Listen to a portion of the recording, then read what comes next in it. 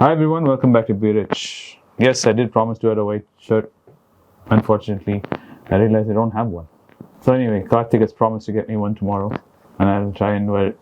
This is tomorrow, meaning it's probably recorded on a Monday for me to wear that white shirt because this is a Saturday, and I'm going to be recording the Sunday today too. So I'm going to be seen in the same attire. So I'm sorry, Balaji or Venkatesh and whoever. I forget now who asked me to wear a white shirt. But I did do better. I did one better than a white shirt. I got Sashwath. I dragged him all the way from college, made him catch a train, the 8 train, because we had a couple of interesting articles we were talking about, and I thought I would make him share them with you and we'll talk further about it. So without wasting any more of your time, I'll let Sashwath dive in. Yeah. So the first topic I want to talk about is where are we seeing signs of pressure?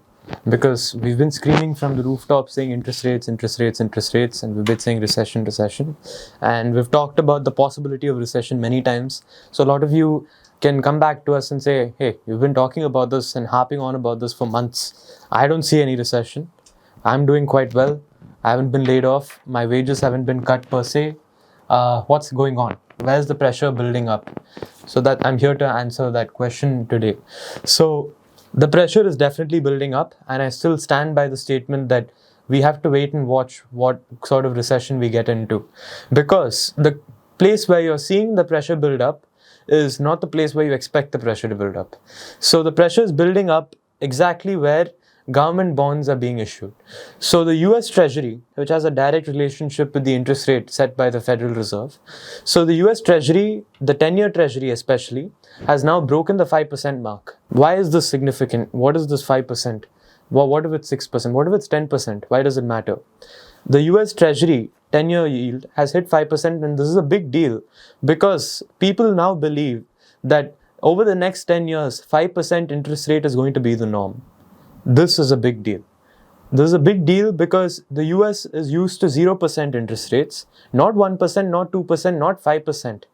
And now you're telling me that a bond which is set to mature in 10 years is now being issued at 5%. That's a big deal. So what this means for the economy is that one, interest rates are going to stay higher, elevated.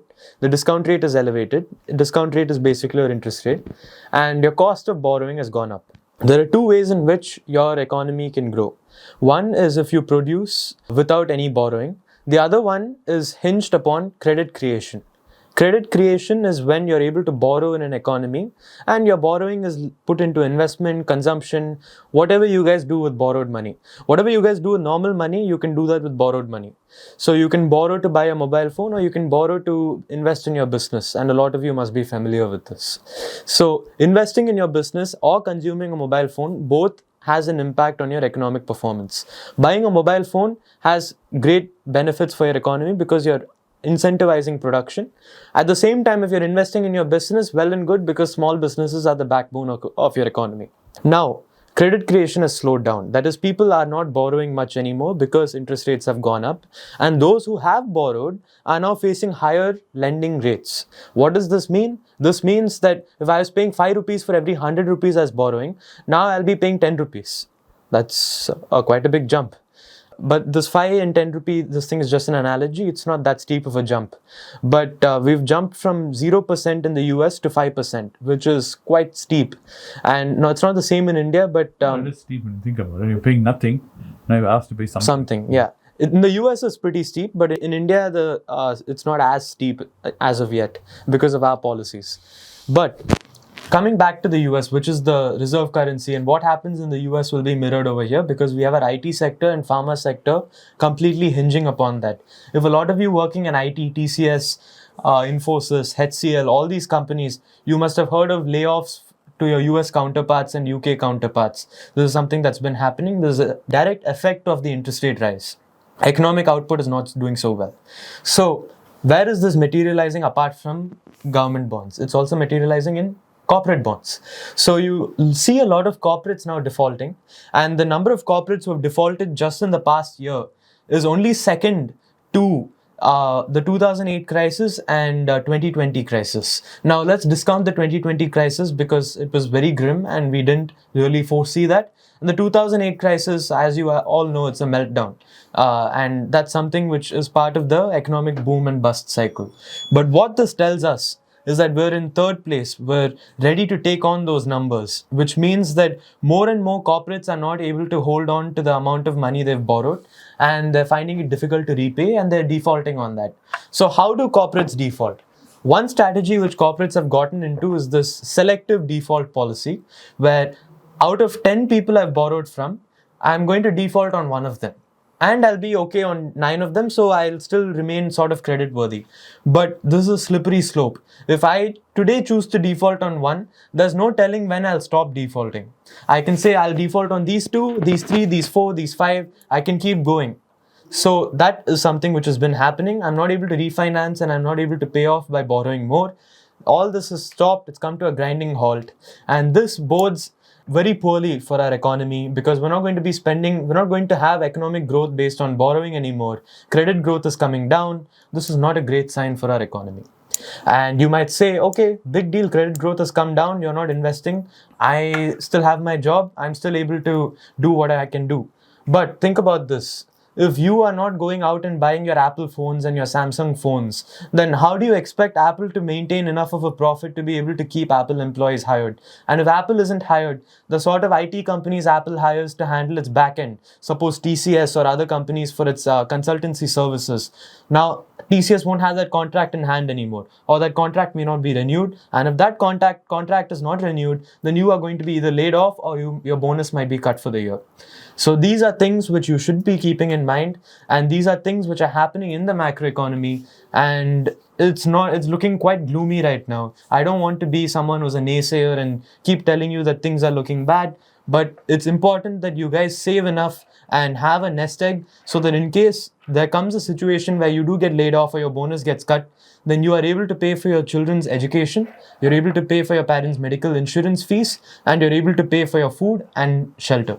These are your core components and you need to take care of right now. You need to open up an Excel sheet. You need to put down these numbers. You need to see how much you need over 2 years. It'll take at least 2 years if you get laid off. Worst case, to get another job. And you need to see how much you'll end up spending and how much you need to save for that. Be very careful. This leads on to what in the podcast I had spoken yesterday morning about thinking about biting the bullet yourself and not sitting in a company for more than 2 years. If you're in this generation, Sashwath's generation, then you should look upon it saying that, okay, instead of being laid off, knowing the writings on the wall, especially if you're working for one of these startup companies, you never know with this funding winter when things are going to turn sour. So you might as well bite the bullet and start looking out for a job and get ahead of the curve and find your next one. And this will help you to stay nimble and agile, as I was saying in that podcast. And what Sashwath says is very true. All problems looks uncertain when you put uncertainty into the problem. When you remove uncertainty, which is what Sashwath says, you plan for it. You plan for an impending problem to come. So you mitigate the problem. So what happens, you blunt the force of the problem when it lands on you, because you are prepared, you have a plan in place, and most problems are related to finance. And if you have your finance sorted out and you're good to go in that department, then even if you get laid off, if you see some seismic shift in the market or something terrible happens, you will be still relaxed and you'll still be cool and keeping your stuff to mind and things together, because end of the day you can still pay your bills, and still, as far as you're concerned, in your micro environment, nothing is changing. Yes. And you can still continue on and ride the wave out or ride the storm out and reach the next shore and find out what to do once you reach there. This has been throughout history. You've seen people who have been survivors and who have been celebrated, and we write books and songs about guys who just do that. They do nothing extraordinary. They're just normal human beings like you and me. But the reason why they become legends is they take the time and effort to make a plan. And without a plan in place, it's very difficult to do things. I'm not saying it has to be a very detailed, extensive plan. It just has to be some kind of a basic plan. So your mind gets into the frame of thinking of what to do next and how to do. Because most problems, yes, you can plan. Some of it is on thinking on the feet. But both of that can only happen if you start putting that kind of thought process in your mind. That's the main impetus of these kind of videos me, Sashwath, do, where we talk about macroeconomic things like the credit market and what's happening in the US, why businesses are finding it hard to.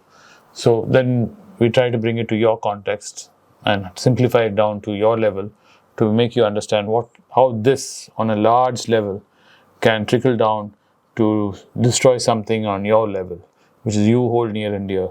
And that is why even global conflicts such like the Israel-Hamas conflict or the Ukraine-Russian conflict, everything is paid attention to. Though we're sitting in India, we're sitting in Chennai, and you might not even be working in a company which has any exposure to such information like that. But it does have ramifications to you too. And that's what we try and do in these videos and try to explain it to you how it can affect you. Anything else you'd like to add, Sashwath? No, and there might be a few uncomfortable truths which might come out by opening up an Excel sheet. You might find out that you're not doing enough to pay off a loan or something like that. I understand that can be painful, and it's a psychologically damaging thing. However, you have to do this, and it's imperative that you do this, because if you don't, then there's a lot more pain apart from just psychological, which you're in for. And I'm not saying that a lot of you will be laid off. God forbid that any of you get laid off. God forbid that any of you have any economic crisis. But it is something which is a very likely possibility, considering how interconnected India is to the international realm, and how a lot of your English-speaking viewers, and you are likely to have jobs which have, a Western element to it. Which is why we suggest that all of you face some of the uncomfortable truths, open up that Excel sheet, open up your finances, and get things in order. Just opening up your finances is fighting 50% of the battle. Knowing is fighting 50% of the battle. Correct. So plan for the worst and hope for the best. We wish all of you the best of luck. And we're not doomsayers. Nor are we saying we're doomsday preppers. We just want to highlight what is happening so you're aware. But sometimes when we're so busy, caught up in what we're doing, looking down on the ground, we forget there's a sky above us. Yes. So that's all the point of this video is. Thank you for watching. Be rich. I hope you enjoyed the video today. And watch the podcast tomorrow morning, because this conversation is going to continue and spill over into that, where I'm going to catch Sashwath by surprise by talking about something and then asking him for his opinion for a change. So thanks for watching this video, and see you in the next one. So, thank you. Bye. It's a great privilege and honor that so many of you in thousands have subscribed to my channel and have supported me. I have written 2 books in English, The Alchemy of Money and Ordinary Stocks, Extraordinary Profits. These books are published by us and are ready. If you want to procure a copy, send us a message to the WhatsApp number given below and my team would respond to you. If you want an Amazon Kindle copy, you can click the link below. Finally, those who wish to consult with me can send a mail to berichenglish@gmail.com. Once again, I thank you for your support. If you like this video, press the subscribe button of my channel, hit the like button and turn on the bell notification.